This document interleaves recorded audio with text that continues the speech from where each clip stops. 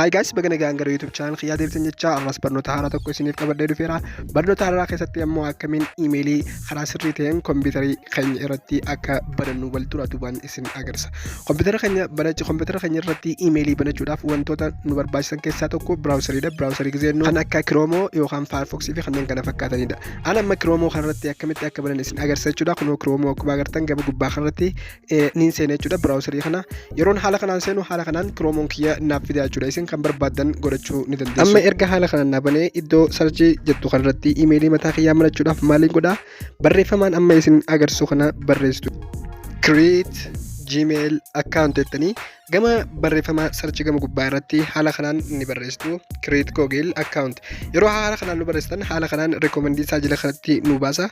Amma idda isaa haaree sign up jiru kana sarjii yookaan kanumaan sarjii godhaa yookaan as jalaa ni fudhadha jechuudha. Kun akkuma agartan create google account gmail jee haala kanaan ni barreessa. Yeroon sarchi godhu haala kanaan naaf gadtarreessaa jechuudha.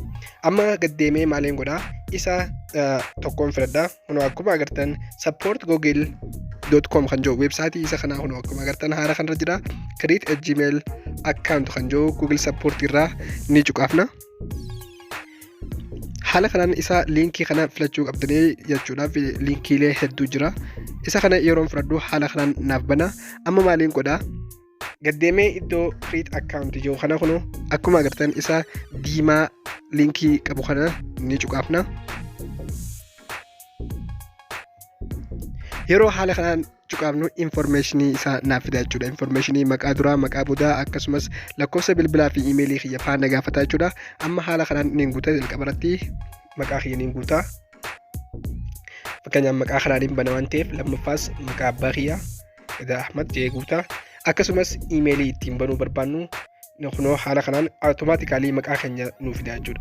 Asirratti wanti hubachuu qabdan yeroo takka diimeessee nuuf fida. Fakkeenyaaf amma inni automaatikaalii yoo nu haayee lakkoofsa bilbilaatii lakkoofsa biratti hidee jechuudha. Lakkoofsa san available gadhiifamee jira jechuudha. Fakkeenyaaf amma kan inni fi barbaadeen uummadha jee yeroo inni fi barreessu kunoo haala kanaan yeroon barreessu yeroo takka mallattoo diimtuu yookaan ammoo reed card nuuf fida jechuudha. Asirratti akka nuti create godhachuu hin dandeenye maal jechuudha. Namni biraa nu dura maqaa kanaan banatee jira jechuudha. Isin ammoo lakkoofsa biraa biratti hidhatanii kan biraa fidachuu ni dandeessan yeroo haalli san isin mudatu jechuudha guys. Amma kanatti aanu immoo paaswordii fi akkasumas paaswordii isa wal fakkaatu lamaan asirra guuttanii paaswordii yeroo jennu fakkeenyaaf qubee gurguddaa akkasumas qubee gurguddaa fi lakkoofsa walitti maktanii godhuu qabdanii jechuudha. Namoonni hedduun akkasitti didu. Sana booda gad deemtanii iddoo next in cuqaasnu fakkeenyaaf asirratti amma mannaan jaa use 8 character dal akkuma agartan lakkoofsa fi akkasumas maqaa keessa wal keessa maktanii lakkoofsa hanga 8 olitti godhuu qabdan. Fakkeenyaaf 8 ol yoo gootan yookaan ammoo hanga 8 yoo gootan baay'ee beessa. Amma haala kanaan yeroon sirreessee kunoo 8 godheetiin jira. Sana booda next in cuqaasa. Yeroon next cuqaasu eessatti akka dabarsu waliin ilaalla.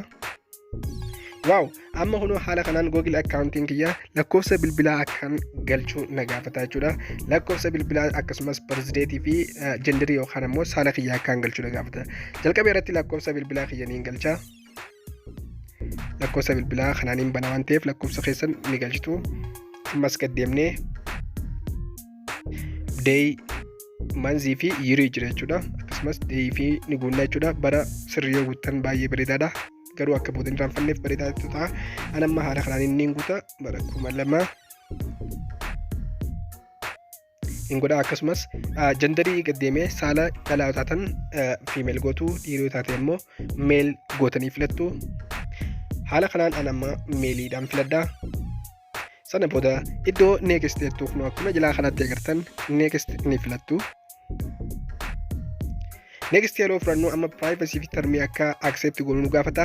Sana amma gad deemnee haala kanaan nuuf fidaa isa I agree jiru kana ni filanna. Yeroo iddoo I agree filannu haala kanaan accounting keenya gara profile keenya irratti nuuf ol ba'ee jira jechuudha guys. As booda accountii sirriitti banannee jira jechuudha. Viidiyoon kun ammoo akkamitti iimeelii kana fayyadamnee YouTube karaa sirriitiin akka banannu isin barsiisa.